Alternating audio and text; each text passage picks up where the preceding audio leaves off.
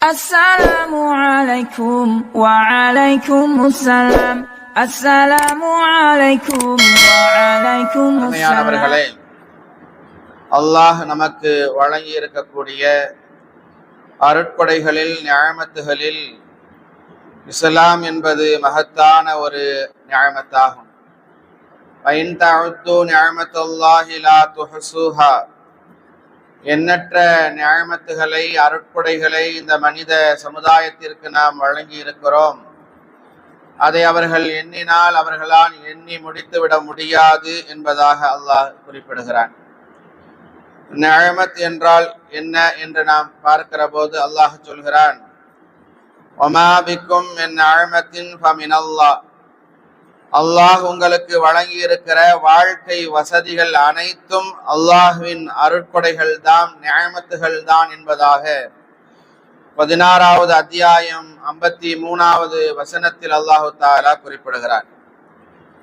அல்லாஹ் சுப்ஹானஹு தஆலா வழங்கி இருக்கக்கூடிய அருட்கொடைகளிலேயே மிக உன்னதமானதும் மிக உயர்வானதும் என்னவென்றால், நமக்கு அல்லாஹ் இஸ்லாத்தை தந்து அந்த இஸ்லாத்தின் முறைப்படி நம்மை வாழச் செய்தது. அல்லாஹ் நமக்கு கொடுத்திருக்கிற நிஅமத்துகள் எல்லாம் மிகப்பெரிய நிஅமத். அல்யௌம அக்மல்து லக்கும் தீனக்கும். இன்று உங்களுடைய தீனை, மார்க்கத்தை உங்களுக்காக நான் முழுமையாக்கி விட்டேன். வ அத்மம்து அலைக்கும் நிஅமதி. எனது அருட்கொடையையும் உங்கள் மீது நான் நிறைவு செய்து விட்டேன். வ ரதீது லக்குமுல் இஸ்லாம தீனா. இன்னும் உங்களுக்காக இஸ்லாத்தை உங்களுடைய தீன் வாழ்க்கை நெறியாக ஏற்றுக்கொண்டு விட்டேன் என்பதாக குர்ஆனினுடைய 5வது அத்தியாயம் 3வது வசனத்தில் அல்லாஹு தஆலா சொல்கிறான். ஆம், மனித வாழ்வின் உண்மையும் யதார்த்தமும் இதுதான். படைத்த இறைவனை வணங்கி படைத்த இறைவனுக்காக வாழ்ந்து மேலான அவனது திருப்தியையும் பொருத்தத்தையும் பெற்றுத்தருகிற எல்லா நிலைகளையும் அடைந்து படைத்த இறைவனுக்காகவே உயிர் துறப்பது. இத்தகைய உயிரோட்டமான சிந்தனையில் ஓர் இறை நம்பிக்கையாளன் சீராக பயணிக்க முற்பட வேண்டும்.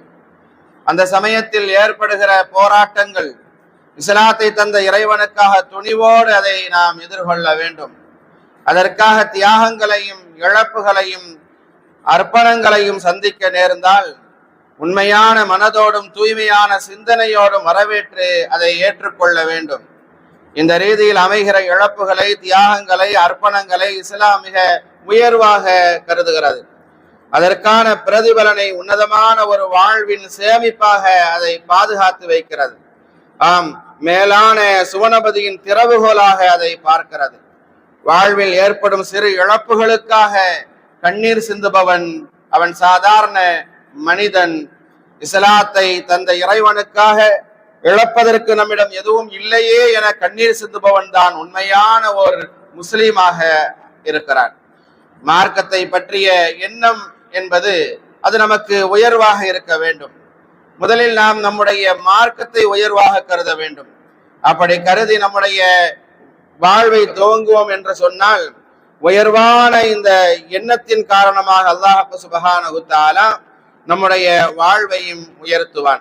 இந்த எண்ணம் தான் நம்மை சத்திய தீனை நேசிப்பதற்கும் அந்த தீனுக்காக வேண்டி வாழ்வதற்கும் அந்த தீனுக்காக தியாகங்கள் அர்ப்பணங்கள் செய்வதற்கும் அந்த தீனுக்காக எத்தகைய இழப்பையும் தாங்குகிற மனோ வலிமையையும் பெற்றுத்தரும். இன்றைக்கு உலகளாவிய அளவில் இஸ்லாமியர்களுக்கு பாதுகாப்பு இல்லாத ஒரு நிலை இருக்கிறது என்று சொல்லி முஸ்லிம் என்கிற அடையாளத்தை வெளிப்படுத்த தயங்குகிறேன் என்று சொல்லுகிற மக்களை நம்மால் பார்க்க முடிகிறது. முஸ்லிமாக இருப்பதற்கே பயமாக இருக்கிறது என்று பேசுபவர்களும் நம்மில் இருக்கிறார்கள். அருமையானவர்களே, முஸ்லிம்களாக இருக்கக்கூடிய நாம் இந்த மார்க்கத்திற்காக, இந்த இஸ்லாத்திற்காக என்ன தியாகங்களை செய்திருக்கிறோம்? முதலில் முஸ்லிம்களாக இருக்கக்கூடிய நாம் நம்முடைய மார்க்கத்தை நாம் உயர்வாக கருத வேண்டும். உமர் இப்னு கத்தாப் ரலியல்லாஹு அன்ஹு அவர்களை உயர்ந்த இடத்திற்கு அழைத்து சென்றது அவர்களிடத்தில் இருந்த அந்த உயர்ந்த எண்ணம் தான். உமர் ரலியல்லாஹு அன்ஹு அவர்கள் முஸ்லீமாக தன்னை அடையாளப்படுத்துவதற்கு முன்னால் அன்றைய அரபுலகமும் உமர் அவர்களின் சககாலத்து மக்களும் என்ன சொன்னார்கள் தெரியுமா? கத்தாப் வளர்க்கும் கழுதை ஒருவேளை திருந்தினாலும் உருப்பட்டாலும் உருப்படும், இந்த கத்தாபினுடைய மகன் உமர் உருப்படவே மாட்டார் என்பதாக பேசினார்கள். ஒருபடி மேலாக அவருடைய தந்தை கத்தாப் சொல்லுவார் உமரை பார்த்து, நீ ஒரு ஒட்டகம் மேய்ப்பதற்கு கூட லாயக்கற்றவன் என்பதாக பேசினார். உலகமே கண்டு வியக்கும் மனிதராக, உலக அரசியல் ஆட்சியாளர்களே வியந்து போற்றும் மனித புனிதராக உமர் ரலியல்லாஹு அன்ஹு அவர்கள் மாறினார்கள் என்றால் அது எப்படி? உமர் ரலியல்லாஹு அன்ஹு அவர்கள் இறை நம்பிக்கையுள்ள அனைவராலும் உமர் இப்னு கத்தாப் ரலியல்லாஹு அன்ஹு என்று அழைக்கப்படுகிறார்கள் என்றால் எப்படி?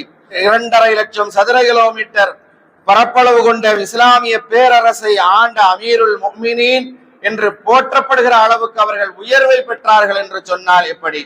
நபிகள் பெருமானார் ஸல்லல்லாஹு அலைஹி வஸல்லம் மிக வீரியமாக இஸ்லாத்தை எடுத்து சொல்லிக் கொண்டிருந்த அந்த மக்காவினுடைய வாழ்க்கையில், அந்த நேரத்தில் மக்கத்து காபிர்கள் மூர்க்கமாக நபிகள் பெருமானார் ஸல்லல்லாஹு அலைஹி வஸல்லம் அவர்களை எதிர்த்து கொண்டிருந்த நேரம் அது. ஒரு 100 செந்நிற ஒட்டகைகளை பரிசிலாக பெற வேண்டும் என்ற முனைப்போடு வாழேந்தியவர்களாக வந்தவர்கள்தான் உமர் இப்னு கத்தாப் ரலியல்லாஹு அன்ஹு அவர்கள். அந்த உமர் ரலியல்லாஹு அன்ஹு அவர்களுக்கு ஹிதாயத்தை அல்லாஹ் சுப்ஹானஹு வ தஆலா நசீபாக்கினான். உமர் ரலியல்லாஹு அன்ஹு அவர்கள் ஆட்சியாளராக மதீனாவில் வீற்றிருந்த ஒரு நாள் காலை பொழுதில் இப்னு அப்பாஸ் ரலியல்லாஹு அன்ஹு அவர்கள் உமர் ரலியல்லாஹு அன்ஹு அவர்களுடன் பேசிக் கொண்டிருக்கிற போது, அந்த உரையாடலினுடைய இடையே இப்னு அப்பாஸ் ரலியல்லாஹு அன்ஹு அவர்கள் உமர் ரலியல்லாஹு அன்ஹு அவரிடத்திலே கேட்டார்கள், மக்கள் எல்லாம் உங்களை ஃபாரூக் என்பதாக அழைக்கிறார்களே, உங்களை ஃபாரூக் என்று அழைப்பதற்கு அப்படி ஒரு பெயர் வருவதற்கான காரணம் என்ன என்று கேட்கப்பட்ட போது உமர் இப்னு கத்தாப் ரலியல்லாஹு அன்ஹு அவர்கள் சொன்னார்கள், நான் திருக்கலிமாவை மொழிந்ததற்கு பின்னால் முறையாக நபிகள் பெருமானார் ஸல்லல்லாஹு அலைஹி வஸல்லம் அவர்களுடைய சமூகத்திற்கு சென்றேன். அப்போது அங்கே ஹம்சா ரலியல்லாஹு அன்ஹு அவர்கள் நிற்பதை பார்த்தேன். நான் இஸ்லாத்திற்கு வருவதற்கு ஒரு 3 நாட்களுக்கு முன்னால் தான் ஹம்சா ரலியல்லாஹு அன்ஹு அவர்கள் இஸ்லாத்தில் இணைந்து கொண்டார்கள் என்கிற அந்த செய்தியை நான் தெரிந்து கொண்டேன். நேராக முஹம்மது ஸல்லல்லாஹு அலைஹி வஸல்லம் அவருடைய அருகாமையில் சென்று, அல்லாஹ்வின் தூதரே, யா ரசூலல்லாஹ், நாம் இறந்தாலும் உயிர் வாழ்ந்தாலும் சத்தியத்தின் மீது தானே இருக்கிறோம் என்பதாக நபிகள் பெருமானார் ஸல்லல்லாஹு அலைஹி வஸல்லம் அவர்களிடத்தில் நான் கேட்டேன். அப்பொழுது நபிகள் பெருமானார் ஸல்லல்லாஹு அலைஹி வஸல்லம் அவர்கள் சொன்னார்கள், ஆம், என்னுடைய உயிர் எவன் கைவசம் இருக்கிறதோ அவன் மீது ஆணையாக நாம் இறந்தாலும் உயிர் வாழ்ந்தாலும் சத்தியத்தின் மீதே இருக்கிறோம் என்பதாக சொன்னார்கள். அப்படி சொன்னபோது அப்பொழுது உமர் இப்னு கத்தாப் ரலியல்லாஹு அன்ஹு அவர்கள் கேட்டார்கள், அப்படியானால் ஏன் நாம் மறைவாக செயல்பட வேண்டும்? உங்களை சத்திய மார்க்கத்தை கொண்டு அனுப்பிய அல்லாஹ்வின் மீது ஆணையாக நாம் வெளிப்படையாக சத்தியத்தை கூறியாக வேண்டும் என்று நான் கூறினேன். அதற்கு முஸ்லிம்களை 2 அணிகளாக ஆக்கி, ஓர் அணியில் நானும் இன்னொரு அணியில் ஹம்சாவும் இருந்தார். நடுவிலே நபிகள் பெருமானார் ஸல்லல்லாஹு அலைஹி வஸல்லம் அவர்களை நாங்கள் ஆக்கி கொண்டோம். திரு மக்காவினுடைய கஅபாவுக்கு முன்னால் நாங்கள் சென்றோம். அப்பொழுது காபிர்கள் எல்லாம் பார்த்து எங்களை நடுநடுங்கக்கூடியவர்களாக இருந்தார்கள். அவர்களுடைய முகங்கள் எல்லாம் மாறி போனது. ஒரு பக்கம் ஹம்சா நின்றார், மறுபக்கத்தில் நான் என்றேன். எங்களுக்கு நடுவிலே பாதுகாப்பாக நபிகள் பெருமானார் ஸல்லல்லாஹு அலைஹி வஸல்லம் அவர்களை நாங்கள் நிறுத்திக் கொண்டோம். அன்றைய தினத்திலே, அன்றைய நேரத்திலே அந்த குறைஷி காபிர்களுடைய முகத்தில் நாங்கள் சோகத்தினுடைய அந்த ரேகைகள் படர்ந்திருப்பதை பார்த்தோம் என்று உமர் இப்னு கத்தாப் ரலியல்லாஹு அன்ஹு அவர்கள் சொன்னார்கள். ஷஹாதாவை மொழிந்த அடுத்த நொடியிலேயே இஸ்லாத்தை தன் உயிரை விட உயர்வாக கருதினார்கள் உமர் இப்னு கத்தாப் ரலியல்லாஹு அன்ஹு அவர்கள். அவர்கள் வாயிலிருந்து வெளிப்பட்ட, அல்லாஹ்வின் தூதரே, யா ரசூலல்லாஹ், நாம் இறந்தாலும் உயிர் வாழ்ந்தாலும் சத்தியத்தின் மீது தானே இருக்கிறோம். இந்த வார்த்தையை நம் உயிரை கொடுத்தேனும் இஸ்லாம் உயர்வானது என்பதை எதிரிகளுக்கு உணர்த்த வேண்டும் என்ற அவர்களுடைய நெஞ்சுரத்தை வெளிப்படுத்தக்கூடியதாக அமைந்திருந்தது. கண்ணியத்திற்குரியவர்களே, முஸ்லிம்கள் பயமில்லாமல் கஅபாவை வலம் வந்தார்கள் என்று சொன்னால் அது உமர் ரலியல்லாஹு அன்ஹு அவர்கள் வருகைக்கு பிறகுதான். முஸ்லிம்கள் தங்களை இஸ்லாமியர்கள் என அடையாளப்படுத்தி கொண்டது அவர்களுடைய வருகைக்கு பிறகுதான். இஸ்லாமிய மார்க்கம் குறித்த உயர்ந்த எண்ணம் நம்மிடத்திலே இருக்க வேண்டும். அடுத்து, முஸ்லிம் என்பதை அடையாளப்படுத்துவதற்கான வாய்ப்பு கிடைத்தால் அதை தப்பவிடக் கூடாது. இந்த மார்க்கத்திற்கு நாம் பெருமை சேர்க்க வேண்டுமே என்கிற ஏக்கம் நம்மிடத்திலே இருக்க வேண்டும். இன்றைக்கு மார்க்கத்திற்கு பெருமை சேர்க்க வேண்டும் என்கிற ஏக்கம் இல்லாதவர்களாக மார்க்கத்திற்கு புறம்பான செயல்பாடுகளில் ஈடுபட்டுக் கொண்டிருக்கிற சமூக மக்களை நாம் அதிகம் பார்த்து கொண்டிருக்கிறோம். அருமையானவர்களே, வியாபார விஷயமாக ஷாமுக்கு சென்று திரும்பி வந்து கொண்டிருந்த அனஸ் இப்னு நதுர் ரலியல்லாஹு அன்ஹு அவர்கள் மதீனாவினுடைய எல்லைக்குள் காலடி எடுத்து வைத்த அந்த சமயத்திலே மதீனா முன்பை விட இப்போது உலகின் நாலா பாகங்களிலும் அறியப்பட்டிருந்ததை எண்ணி அகமகிழ்ந்தார்கள். அதற்கு காரணம் பத்ரினுடைய வெற்றியும் எவராலும் வெற்றி கொள்ள முடியாது என்ற அன்றைய நாடுகள் அஞ்சிக் கொண்டிருந்த அந்த மக்கா குறைஷிகளை புறமுதுகிட்டு ஓடச் செய்ததையும் நபித்தோழர்களின் அஞ்சா நெஞ்சத்தையும் தன்னுடைய பயணத்தின் வழியில் மக்கள் எல்லாம் புகழோடு பேசியதை அவர்கள் கேட்டதுதான் அதற்கு காரணமாக அமைந்திருந்தது. ஊரில் நுழைந்த அனஸ் ரலியல்லாஹு அவர்கள் தான் சந்திக்கும் அத்தனை நபர்களிடமும் அவளோடு பத்ரினுடைய காட்சிகளை விசாரித்துக் கொண்டே வந்தார்கள். பத்ருக்கான அந்த தயாரிப்பு அது அலாதியானது. போர் மேகம் சூழ்ந்த காலகட்டம், பத்ருக்கான அந்த ஆலோசனை, போருக்கான வியூகம், முஹாஜிர் அன்சார் ஆகியோர்களின் தலைவர்கள் ஆற்றிய நெஞ்சுரம் நிறைந்த அந்த உரைகள், படை வீரர்களின் அணிவகுப்பு, போர்முனை யுத்தக்களத்தின் காட்சிகள், மலக்குமார்களை கொண்டு அல்லாஹ் உதவிய அந்த காட்சி, கலந்து கொண்டோருக்கும் வீரமரணம் அடைந்தோருக்கும் கிடைக்க இருக்கிற அல்லாஹ் கூறிய அந்த சுபசோபனம் என பத்ரை பற்றிய எல்லா நிகழ்வுகளையும் மக்கள் அவர்களிடத்தில் அனஸ் இப்னு நதுர் ரலியல்லாஹு அன்ஹு அவர்களிடத்தில் பகிர்ந்து கொண்டார்கள். அப்படியே வர்ணித்து சொன்னார்கள். இதுவரை ஆனந்தத்தோடு மகிழ்ச்சியோடும் கேட்டுக்கொண்டிருந்த அனஸ் இப்னு நதுர் ரலியல்லாஹு அன்ஹு அவர்களுக்கு வரலாற்று முக்கியத்துவம் வாய்ந்த இந்த பதிலை தம்மால் கலந்து கொள்ள முடியாமல் போய்விட்டதே என்றதை எண்ணி புழுவாய் துடித்தார்கள், அழுது கண்ணீர் வடித்தார்கள். அன்றிலிருந்து மதீனாவின் வீதிகளில் தெருக்களில் காணும் மக்களிடமெல்லாம் அல்லாஹ் எனக்கு மட்டும் பத்ரை போன்ற ஒரு வாய்ப்பை தரட்டும், அப்படி தந்தால் அவனுக்காக இந்த மார்க்கத்திற்காக அவன் தந்த இந்த தீனுக்காக நான் என்னவெல்லாம் செய்வேன் தெரியுமா, கண்டிப்பாக செய்வேன். அதனாலில் நான் என்ன செய்ய போகிறேன் என்பதை நீங்கள் பார்க்கத்தானே போகிறீர்கள் என்பதாக அந்த அனஸ் இப்னு நதுர் ரலியல்லாஹு அன்ஹு அவர்கள் கூறிக்கொண்டே இருப்பார்கள். இப்படியாக நாட்கள் நகர்ந்து கொண்டே இருந்தது. ஒரு நாள் நபிகள் பெருமானார் ஸல்லல்லாஹு அலைஹி வஸல்லம் அவர்களோடு உரையாடி கொண்டிருந்த அந்த சமயத்தில் ஒரு உன்னதமான தருணத்தில் அல்லாஹ்வின் தூதரே, யா ரசூலல்லாஹ், முதல் யுத்தமான அந்த பத்ரினுடைய யுத்தத்தில் கலந்து கொள்ள முடியாத துர்பாக்கியசாலியாக நான் ஆகிவிட்டேன். அப்போது நான் வியாபார விஷயமாக வெளியூருக்கு சென்றிருந்தேன். ஆனால் அல்லாஹ்வின் மீது ஆணையிட்டு சொல்கின்றேன், இன்னொரு முறை போரிடும் வாய்ப்பை இறைவன் எனக்கு வழங்கினான் என்று சொன்னால் நான் என்ன செய்வேன் என்பதை அல்லாஹ் உங்களுக்கு காண்பிப்பான், நீங்களும் அதை பார்க்கத்தான் போகிறீர்கள் என்பதாக நபிகள் பெருமானார் ஸல்லல்லாஹு அலைஹி வஸல்லம் அவர்களிடத்திலே சொன்னார்கள். அவர்கள் எதை பற்றி பிரஸ்தாபித்து கொண்டிருந்தார்களோ அதை நிறைவேற்ற தோதுவான தருணத்தை அல்லாஹ் சுப்ஹானஹு தஆலா உஹத் என்கிற அந்த வடிவத்தில் அல்லாஹ் அவர்களுக்கு கொடுத்தான். ஆம், மீண்டும் மதீனாவில் போர் மேகம் சூழ்ந்து கொண்டது. உஹதுக்கான அழைப்பு பெருமானார் ஸல்லல்லாஹு அலைஹி வஸல்லம் அவர்களிடத்திலிருந்து வந்தது.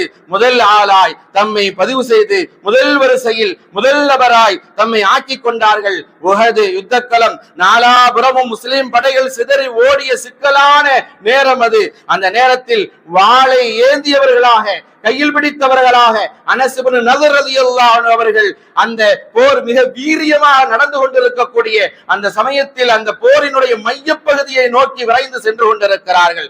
அதை பார்த்த மக்கள் எல்லாம் சொன்னார்கள், அனஸ் இப்னு நதுரே எங்கே செல்கிறீர்கள்? குழப்பமான ஒரு சூழ்நிலை இருக்கிறது, மிக வீரியமாக போர் நடந்து கொண்டிருக்கிறது, இந்த நேரத்தில் எங்கே செல்கிறீர்கள் என்பதாக கேட்ட பொழுது அனஸ் இப்னு நதுர் ரலியல்லாஹு அன்ஹு அவர்கள் சஅத் இப்னு முஆத் ரலியல்லாஹு அன்ஹு அவர்களை பார்த்து சொன்னார்கள், இதோ முஹத் மலையடி ஓரத்தில் இருந்து இந்த சுவனத்தினுடைய சுகந்தத்தை நான் சுவாசித்துக் கொண்டிருக்கிறேன், அதனுடைய நறுமணம் எனக்கு வீசிக் கொண்டிருக்கிறது, அதை நான் சுவாசித்ததற்கு பிறகும் எப்படி என்னால் அந்த சுவனத்திற்கு செல்லாமல் என்னால் இருக்க முடியும் என்பதாக சொல்லியவாறு அந்த அனஸ் இப்னு நதுர் ரலியல்லாஹு அன்ஹு அவர்கள் போர்க்களத்திற்குள் நுழைந்தார்கள். இதை சொல்லக்கூடிய சஅத் இப்னு முஆத் ரலியல்லாஹு அன்ஹு அவர்கள் சொல்லுகிறார்கள், நானாக இருந்தால் அப்படி மிக வீரியமாக அந்த போர்க்களத்திற்குள் செல்வேனா என்பது எனக்கு தெரியாது. அனஸ் இப்னு நதுர் ரலியல்லாஹு அன்ஹு அவர்கள் அங்கே மிக வேகமாக வீரியமாக அந்த போர்க்களத்தில் சென்றதை நான் பார்த்தேன் என்பதாக சொன்னார்கள். யுத்தம் முடிவுற்று சுஹதாக்களை அடையாளம் காணுகிற பணி துவங்கிய போது ஒரு உடலினுக்கு அருகே நாங்கள் எந்த விதத்திலும் அடையாளம் காண முடியாதபடி இருந்த ஒரு உடலை நாங்கள் பார்த்தோம் என்பதாக சஅத் இப்னு முஆத் ரலியல்லாஹு அன்ஹு அவர்கள் சொல்கிறார்கள். முகம் சிதைக்கப்பட்டிருந்தது, உடலெல்லாம் 80க்கும் மேற்பட்ட காயங்கள் இருந்தது. இந்த மனிதர் யார் என்று எங்களால் அடையாளம் காண முடியவில்லை. அப்படிப்பட்ட நிலையில் இருந்த அந்த மனிதரை கடைசியில் அவர் யார் என்பதை அவருடைய சகோதரியின் மூலமாக நாங்கள் இனம் கண்டு கொண்டோம். அவர் அனஸ் இப்னு நதுர் ரலியல்லாஹு அன்ஹு அவர்களாக இருந்தார்கள் என்பதாக சஹாபாக்கள் நமக்கு சொல்லித் தருகிறார்கள். என்று சொன்னால் இந்த இஸ்லாத்திற்காக, இந்த மார்க்கத்திற்காக நம்முடைய உயிரை தியாகம் செய்ய வேண்டுமே என்கிற ஏக்கத்தோடும் ஆவலோடும் காத்திருந்து இந்த மார்க்கத்திற்காக வேண்டி அவர்கள் உயிரை நீத்திருக்கிறார்கள், தியாகம் செய்திருக்கிறார்கள் என்று சொன்னால் நாமும் இஸ்லாமியர்களாக, முஸ்லிம்களாக இருக்கிறோம். எந்த அளவுக்கு இந்த மார்க்கத்திற்காக, இந்த தீனுல் இஸ்லாத்திற்காக என்ன தியாகங்களை செய்திருக்கிறோம். குறைந்தபட்சம் இந்த மார்க்கத்திற்கு, இந்த தீனுல் இஸ்லாத்திற்கு ஒரு நற்பெயரையாவது நாம் வாங்கி கொடுக்கக்கூடியவர்களாக இருக்கிறோமா, அல்லது இஸ்லாமிய பெயர்தாங்கிகளாக இருந்து கொண்டு களங்கத்தை ஏற்படுத்தக்கூடிய ரீதியில் இருக்கக்கூடிய மக்களாக நாம் வாழ்ந்து கொண்டிருக்கிறோமா என்பதை கொஞ்சம் ஒரு கணம் யோசித்து பார்க்க கடமைப்பட்டிருக்கிறோம். தஞ்சை கீழவாசல் பகுதியில வசித்து வரக்கூடிய சித்திக் பாட்ஷா என்கிற ஒரு சகோதரர், இன்ஜினியரிங் முடித்துவிட்டு ஆபீஸில் வேலை பார்த்து கொண்டிருக்கக்கூடிய ஒரு நபர். அவர் ஒரு வேலை நிமித்தமாக தன்னுடைய பைக் இருக்கிறதே, அதை அந்த பைக் ஸ்டாண்டில் விட்டு 2 நாட்கள் வெளியூருக்கு சென்று விட்டு திரும்பி வந்து பார்க்கிறார். அப்படி பார்க்கிற போது அந்த பைக்கு உள்ள முன்னாடி இருக்கக்கூடிய ஒரு இடத்துல குருவி அது முட்டையிட்டு இருக்கிறது. அதை பார்த்தவுடன் அவர் அந்த குருவிக்கு நாம் இடையூறு கொடுக்க கூடாது என்பதாக எண்ணி அப்படியே அந்த பைக்கை விட்டு அவர் வீட்டுக்கு சென்று விடுகிறார். அவர் பார்க்கிறார், அதனுடைய தாய் பறவை வருகிறது, அங்கே முட்டையை அடைகாய்க்கிறது.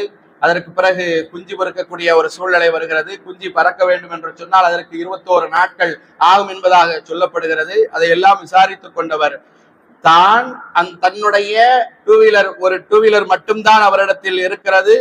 அந்த டூ வீலரை நிறுத்தி அதே இடத்தில் அந்த குஞ்சுகள் அங்கே பொறிக்க வேண்டும், அதை நாம் கலைத்து விடக் கூடாது என்கிற அந்த எண்ணத்திலே அந்த ஸ்கூட்டரை அப்படியே விட்டுவிட்டு அவருடைய ஆபீஸ் மிக தூரமான, வீட்டிலிருந்து தூரமாக பயணம் செய்யக்கூடிய இடத்தில் இருந்தாலும் கூட பஸ்ஸிலேயே பேருந்திலேயே பயணம் செய்வதாக செய்திகளில் நம்மால் பார்க்கப்படுகிறது. என்று சொன்னால் அவரிடத்தில் கேட்கிற போது அதற்கு நான் அதை இடையூறு செய்து விடக் கூடாது, அதுவும் ஒரு உயிர்தானே என்பதற்காக நான் என்னுடைய பைக்கை அது குஞ்சு பொறித்து அது பறக்கிற வரைக்கும் நான் அதை அந்த இடத்திலேயே விட்டுவிட்டேன் என்று சொல்லுகிறார். என்று சொன்னால் இதைத்தான் மார்க்கம் நமக்கு கற்றுத்தருகிறது. எல்லா நிலைகளிலும், எல்லா சூழ்நிலைகளிலும், எந்த ஒரு ஜீவராசியாக உயிரினமாக இருந்தாலும் கூட அதற்கு நாம் பாதுகாப்பு கொடுக்க வேண்டும். உயிரை பாதுகாக்கக்கூடிய இடத்தில் ஒரு முஸ்லிம் இருக்க வேண்டுமே தவிர அதை அழிக்கக்கூடிய இடத்தில் நாம் இருக்கக்கூடாது என்பதைத்தான் மார்க்க நமக்கு கற்றுத்தருகிறது.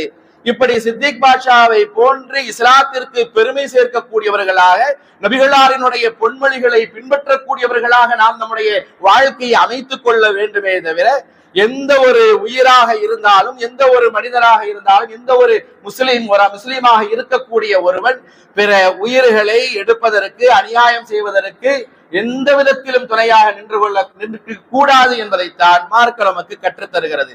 ஆனால் இஸ்லாமிய பெயர்தாங்கிகளாக இருக்கக்கூடிய எத்தனையோ மக்களை நாம் பார்க்கிறோம். உயிர்கொல்லி என்பதாக சொல்லப்படுகிற போதை வஸ்துக்களினுடைய செய்திகளை எல்லாம் நான் சொல்லி நீங்கள் தெரிய வேண்டியதல்ல. நீங்கள் பத்திரிகைகளை நீங்கள் புரட்டி பார்த்தாலே அதில் ஒரு 4-5 பேர்கள் இருக்கிறார்கள் என்று சொன்னால் அதில் குறைந்தது அதிகமான மக்களாக நம்முடைய பெயர்கள் இடம்பெற்றிருப்பதை நம்மால் தொடர்ந்து பார்க்க முடிகிறது. நேற்றைய தினத்தில் கூட பாங்காக்கில் இருந்து சென்னைக்கு விமானத்தில் உயர் ரக கஞ்சா கடத்தியதாக 3 பேரை போலீசார் கைது செய்திருக்கிறார்கள். அதுல ஒருத்தருக்கு பேர் என்ன தெரியுமா? யூசுப் என்பது அவருடைய பெயர். அதுல இன்னொருத்தருக்கு பேர் என்ன தெரியுமா? ஃபாரூக் என்பது பெயர். உமர் இப்னு கத்தாப் ரலியல்லாஹு அன்ஹு அவர்கள் சத்தியத்தையும் அசத்தியத்தையும் பிரித்து காட்டினார்கள். யார் இன்றைய தினத்தில் அசத்தியத்தில் இருக்கிறார்கள், யார் இன்றைய தினத்தில் சத்தியத்தில் இருக்கிறார்கள் என்பதை பிரித்து காட்டியதற்காக வேண்டி உமர் ரலியல்லாஹு அன்ஹு அவர்களுக்கு நபிகள் பெருமானார் ஸல்லல்லாஹு அலைஹி வஸல்லம் ஃபாரூக் என்கிற பெயரை சூட்டினார்கள் என்று உமர் இப்னு கத்தாப் ரலியல்லாஹு அன்ஹு அவர்கள் சொல்லி காட்டினார்களே, அந்த ஃபாரூக் என்கிற பெயரை பெயரளவில் வைத்துக் கொண்டிருக்கக்கூடியவர்கள் கஞ்சாவை கடத்தக்கூடியவர்களாக போதை பொருட்களை விற்கக்கூடியவர்களாக இருக்கிறார்கள் என்று சொன்னால் அல்லாஹ் பாதுகாக்க வேண்டும். போதை அந்த கஞ்சா விற்பனை அடிபடுகிற பெயர்களை எல்லாம் பார்த்தால் அதிகமான இஸ்லாமிய பெயர்கள் இடம்பெற்றிருப்பதை பார்க்கப்படுகின்றது. அல்லாஹ் நம்முடைய சமுதாய மக்களை பாதுகாக்க வேண்டும். அருமையானவர்களே, இந்த மார்க்கத்திற்கு நாம் பெருமை சேர்க்க வேண்டுமே தவிர இழிவை ஏற்படுத்தி தரக்கூடாது. ஒரு பெருமை சேர்ப்பதற்கான ஒரு வாய்ப்பு கிடைக்காதா என்கிற ஏக்கம் நம்மிடத்திலே இருக்க வேண்டும். அதில் ஆர்வமுடையவர்களாக நம்மை நாம் ஆக்கிக் கொள்ள வேண்டும். கண் தெரியாத ஒரு சஹாபி அப்துல்லா இப்னு உம்மி மக்தூம் ரலியல்லாஹு அன்ஹு அவர்கள் கண்களை இழந்த மாற்றுத்திறனாளியாக இருக்கக்கூடியவர்கள். ஆரம்ப காலகட்டத்திலேயே இஸ்லாமிய ஜோதியை ஆரம்பத்திலேயே ஏற்றுக்கொண்ட ஒரு நபித்தோழர். பத்ருடைய யுத்தம் முடிவடைந்து பதிலில் கலந்து கொண்டவர்களுக்கு அல்லாஹ் அளித்த சிறப்புகளை கேள்விப்பட்டு அந்த சிறப்புகளை தம்மால் அடைய முடியவில்லையே என்கிற ஏக்கத்தோடும் பதிலில் கலந்து கொள்ளாதவர்களை அல்லாஹ் விமர்சித்து இறைவசனம் இறக்கியருளிய போது இதை போன்று அதை கேள்விப்பட்டு இந்த பாக்கியம் நமக்கு கிடைக்க வேண்டுமே என்று நபிகள் பெருமானார் ஸல்லல்லாஹு அலைஹி வஸல்லம் அவர்களிடத்திலே ஓடோடி சென்று அந்த பதிலுடைய பாக்கியம் எங்களுக்கு கிடைக்காதா, கண் பார்வை இல்லாததின் காரணத்தினால் நான் அந்த பாக்கியத்தை இழந்து விட்டேனே என்றெல்லாம் நபிகள் பெருமானார் ஸல்லல்லாஹு அலைஹி வஸல்லம் அவர்களிடத்திலே போய் புலம்பினார்கள். அந்த உம்மி மக்தூம் ரலியல்லாஹு அன்ஹு அவர்கள், யா ரசூலல்லாஹ், என்னால் ஏழுமானால் நானும் போரில் கலந்து கொண்டிருப்பேனே என்று நபிகள் பெருமானார் ஸல்லல்லாஹு அலைஹி வஸல்லம் அவர்களிடத்திலே தன்னுடைய இயலாமை முறையிட்ட அந்த சமயத்தில் வானை நோக்கி அவர்கள் தன்னுடைய 2 கரங்களையும் உயர்த்தி அல்லாஹ்விடத்திலே பிரார்த்தனை செய்தார்கள், துஆ செய்தார்கள். உடனே அல்லாஹ் சுப்ஹானஹு தஆலா அவர்களுடைய விஷயமாக ஒரு ஆயத்தையே அவர்கள் அழுது மன்றாடினார்கள். அல்லாஹ்விடத்தில் கேட்டார்கள், ஒரு ஆயத்தையே இறக்கி அருளினான். நிசாவினுடைய 95வது வசனத்தை அல்லாஹ் சுப்ஹானஹு தஆலா அவர்கள் சம்பந்தமாக இறக்கி அருளினான். இறக்கி அருளி அல்லாஹ், நீங்கள் இயலாதவர்களாக இருக்கிறீர்கள், முடியாதவர்களாக இருக்கிறீர்கள், உங்களுக்கு சலுகை இருக்கிறது என்கிற வசனத்தை அவர்களின் மூலமாகவே இந்த சமூகத்திற்கு தந்தான். அதோடு நின்றுவிடவில்லை. அவர்களின் ஈமானிய உணர்வு, இஸ்லாத்தை தந்த இறைவனுக்காக, இந்த சத்தியம் சன்மார்க்கத்திற்காக அல்லாஹ்வின் பாதையில் போரிட்டு வீர மரணத்தை தழுவ வேண்டும் என்ற ஆர்வம் கொண்டவர்களாக, அதற்கான வாய்ப்புகளை எதிர்பார்த்தவர்களாக காத்திருந்தார்கள் உம்மி மக்தூம் ரலியல்லாஹு அன்ஹு அவர்கள். எப்பொழுதெல்லாம் யுத்த களங்களை நோக்கி நபித்தோழர்கள் செல்வார்களோ அப்பொழுதெல்லாம் என்னையும் உங்களோடு அழைத்து செல்லுங்கள், 2 படைகளுக்கு மத்தியிலே என்னை நிறுத்தி முஸ்லிம்களின் கொடியை என்னுடைய கையிலே தாருங்கள் என்பதாக சொல்வார்கள். நான் கண் பார்வை இழந்தவனாக இருக்கிறேன், என்னால் எந்த பேர் ஆபத்தையும் பார்க்க முடியாது, எந்த எதிரிகளினுடைய வீச்சுகளையும் என்னால் பார்க்க முடியாது, நான் யாருக்கும் அஞ்சி ஓட மாட்டேன், பிரபுது காட்டி நான் ஓடிவிட மாட்டேன். அப்படியே கண் தெரியாததின் காரணத்தினால் எவ்வளவு மிகப்பெரிய பேராபத்துகள் வந்தாலும் கொடியை ஏந்தி பிடித்தவாறு நான் நின்று கொண்டிருப்பேன். என்னை போருக்கு அழைத்து செல்லுங்கள், என்னை போருக்கு அழைத்து செல்லுங்கள் என்பதாக உம்மி மக்தூம் ரலியல்லாஹு அன்ஹு அவர்கள் சொல்லிக்கொண்டே இருந்தார்கள். ஒன்றல்ல இரண்டல்ல, உஹதில் துவங்கி யுத்தத்திற்காக மக்கள் அணிதிரள்கிற போதெல்லாம் முதல் ஆளாய் வந்து நிற்பார்கள் அப்துல்லா இப்னு உம்மி மக்தூம் ரலியல்லாஹு அன்ஹு அவர்கள். இறுதியாக அல்லாஹ் அவர்களின் ஆர்வத்தை அங்கீகரித்து அவர்களுக்கு உயர்வளிக்க நாடினான். அந்த நாளும் அவர்களுக்கு வந்தது. அவர்களின் தீராத ஆர்வத்திற்கு உரிய மதிப்பும் அன்று கிடைத்தது. ஆம், ஹிஜ்ரி 14ஆம் ஆண்டு உமர் ரலியல்லாஹு அன்ஹு அவருடைய ஹிலாஃபத்தில் சஅத் இப்னு அபி வக்காஸ் ரலியல்லாஹு அன்ஹு அவருடைய தலைமையில் ஒரு மாபெரும் படை பாரசீகத்தை நோக்கி புறப்பட்டது. அதுவே காதிசியா யுத்தம் என்று வரலாறு பதிவு செய்திருக்கிறது. இஸ்லாமிய வரலாறு அதுவரையிலும் காணாத உக்கிரமமான போர் அந்த போராக அமைந்திருந்தது. போர் நிகழ்ந்தது. கிட்டத்தட்ட 3 நாட்களாக கடும் பின்னடைவையும் பெருமளவிலான இழப்பையும் முஸ்லிம்கள் சந்தித்தார்கள்.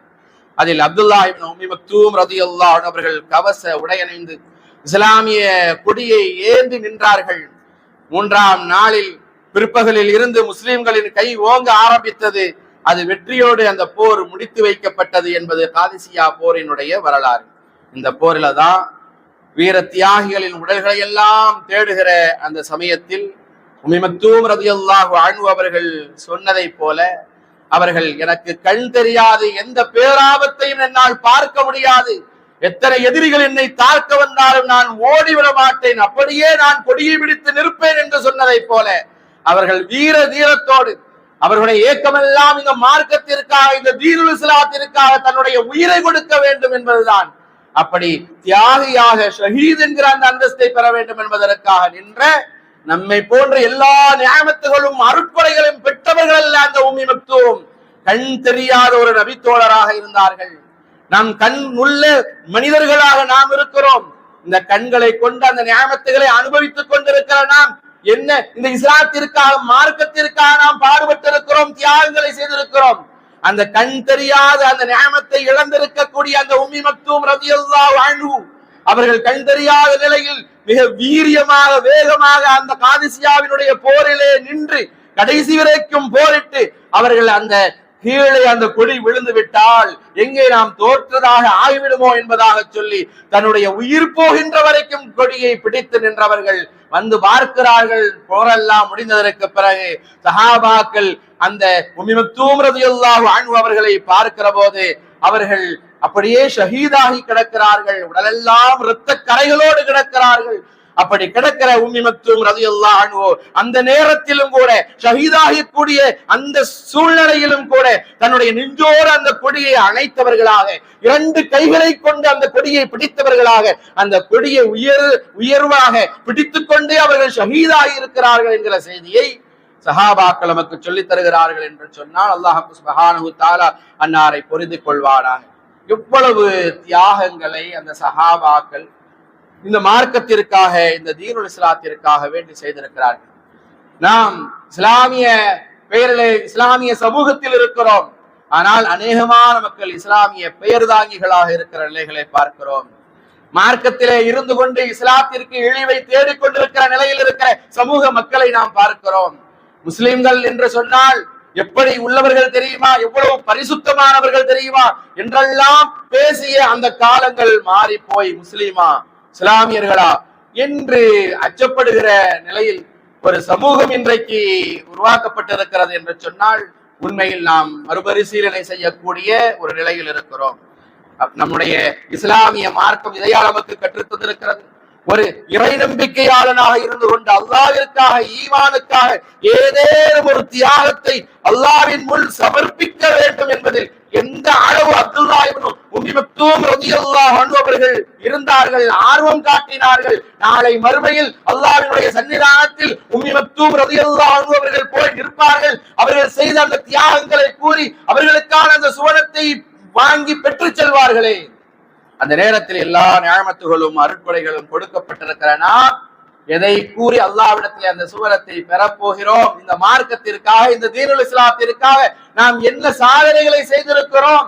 இந்த மார்க்கத்தில் இருந்து கொண்டு இதற்கு நாம் அவப்பெயரை ஏற்படுத்திக் கொண்டிருக்கிறோமா, அல்லது இந்த இஸ்லாமிய சமூகமே பெருமைப்படக்கூடிய அளவுக்கு நம்முடைய வாழ்க்கையை அமைத்துக் கொண்டிருக்கிறோமா என்பதை ஒரு கணம் யோசித்து பார்க்க கடமைப்பட்டிருக்கிறோம்.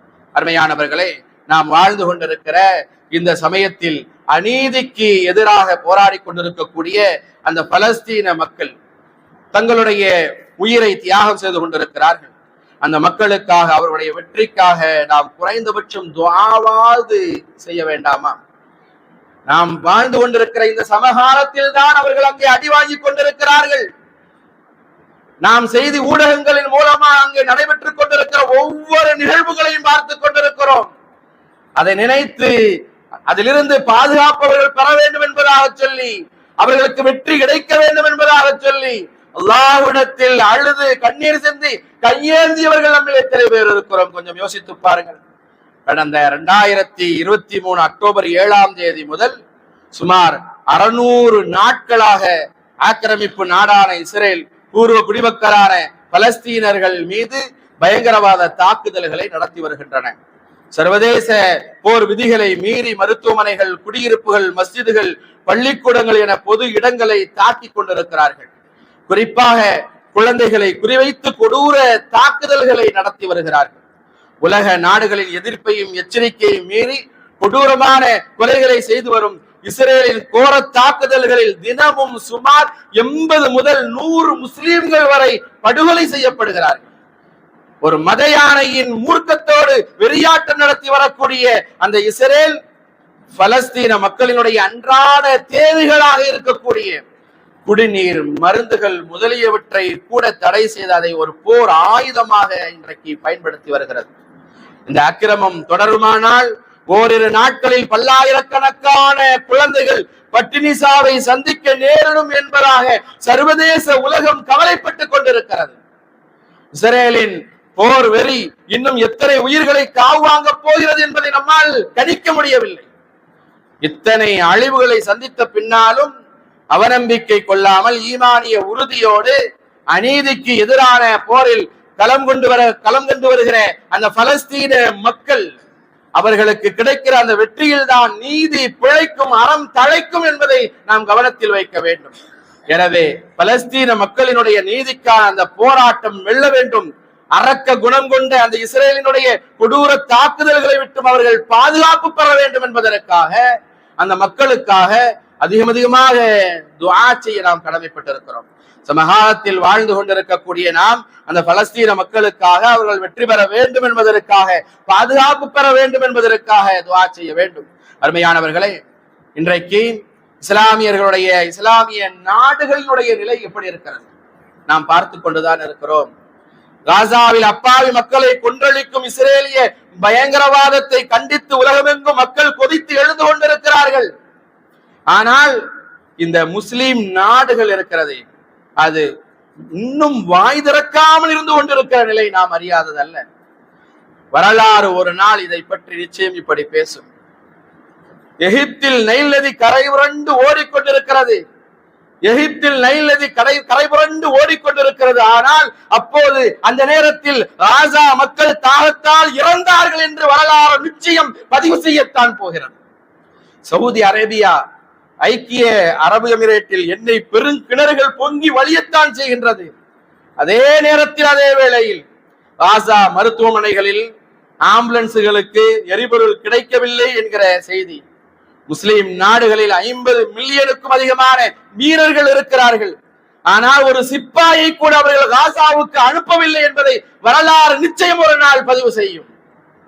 அரபு நாடுகள் நடன விருந்துக்கு பில்லியன் கணக்காக செலவு செய்து கொண்டிருக்கிறார்கள் இன்றைக்கு.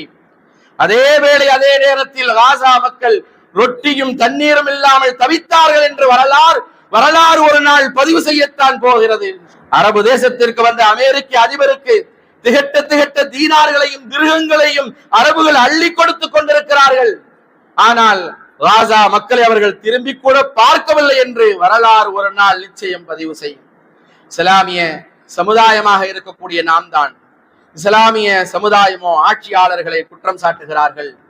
ஆனால் அந்த இஸ்லாமிய சமுதாயமோ பெப்சி, கோக்கு குடிப்பதை நிறுத்தவும் இல்லை, எதிரிகளின் தயாரிப்புகளை புறக்கணிக்கவும் இல்லை என்று வரலாறு நிச்சயம் ஒரு நாள் பதிவு செய்ய இருக்கிறது. காசாவில் குழந்தைகள் செத்து மடிவதை முஸ்லிம்கள் தங்களுடைய வீடுகளில் அமர்ந்து வேடிக்கை பார்த்து கொண்டிருந்த போது, மேற்கு நாடுகள் வீதிகளில் இறங்கி காசாவுக்காக போராடியதாகவும் வரலாறு நிச்சயம் ஒரு நாள் பதிவு செய்யத்தான் இருக்கிறது. மறுமை நாள் என்று ஒன்று இருக்கிறது என்பதை நாம் மறந்துவிடக் கூடாது.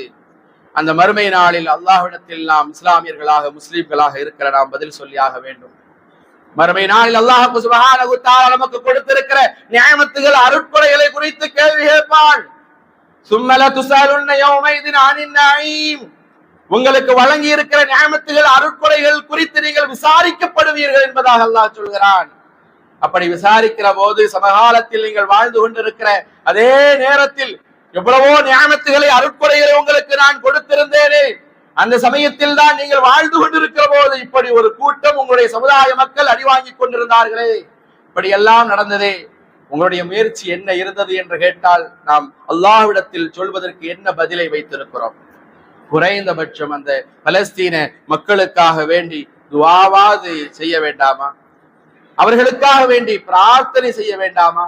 நம்முடைய பிரார்த்தனை எங்கோ இருக்கக்கூடிய அந்த முஸ்லிம்களுக்காக, இஸ்லாமியர்களுக்காக வேண்டி, அந்த பாதிக்கப்படுகிற அந்த மக்களுக்காக வேண்டி நாம் செய்கிற அந்த பிரார்த்தனையை அல்லாஹ் சுப்ஹானஹு வ தஆலா நிச்சயம் ஏற்றுக்கொள்வார். அந்த மக்களுக்காக அதிகமாக துஆ செய்வதற்கு நாம் கடமைப்பட்டிருக்கிறோம். முஸ்லிம்களாக வாழக்கூடிய நாம் இஸ்லாத்திற்கு பெருமை சேர்க்கக்கூடிய விதத்தில் நம்முடைய வாழ்க்கையை அமைத்துக் கொள்ள வேண்டும்.